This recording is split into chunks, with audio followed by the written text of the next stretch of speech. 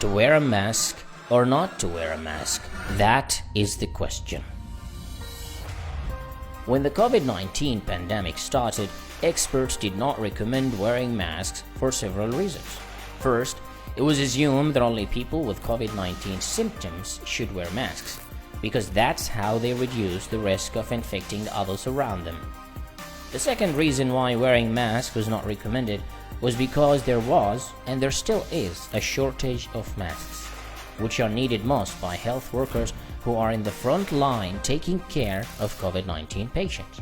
And most importantly, back then, we didn't know much about the coronavirus and the COVID-19 disease, how they behave, and what happens when you get infected. This position, however, changed a few months into the pandemic. We learned a great deal about face masks and about the virus itself. Experts then began recommending wearing masks. It also became clear that you could be infected with the coronavirus and not show any symptoms. After infection, it would take at least 5 days to show the first signs of the disease. If you continue moving around during these 5 days and without wearing masks, you will transmit the coronavirus to other people around you. Even talking can release droplets that carry the coronavirus and can keep it suspended in air for up to 14 minutes. In addition to that, when researchers looked into communities where people regularly wear face masks, they found lower number of COVID-19 cases, which means face masks may have played a role in reducing community transmission of the virus.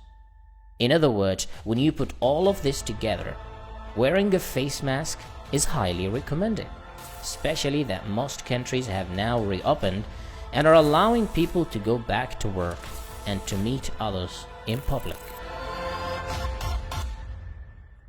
Unfortunately, there are a number of wrong practices that people do when wearing their face masks. For example, not covering their nose, which is one of the main entry points for the coronavirus into your lungs. Did you also notice that people keep touching their masks very often?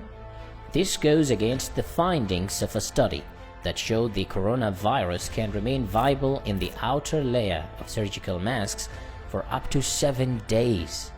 So touching the outer layer of your mask will only increase your chances of getting infected. Sometimes people wear disposable surgical masks, but treat them as non-disposable.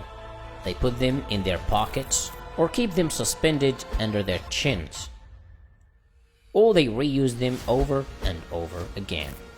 Remember, this increases the chances of getting infected with the coronavirus. If you're wearing a disposable mask, then dispose it properly. Many people are now careless. They throw their disposable masks everywhere: parks, public transport, shops, and sidewalks. This can spread the coronavirus infection in your community because anyone who picks up the mask is likely to get infected. So make sure to dispose your masks properly. Because of the shortage of masks, access to disposable masks is still limited, which is why many people are now recommended to make their own masks at home.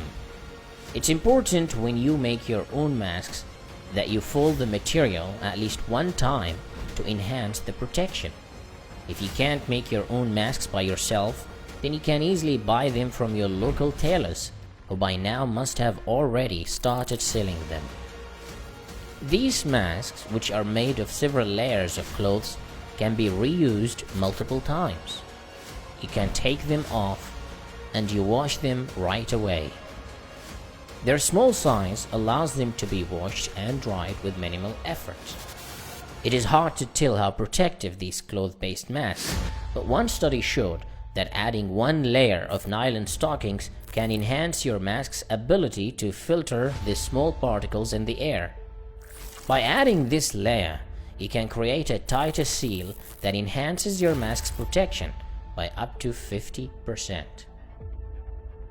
When you wear a mask, do not rely on it for full protection.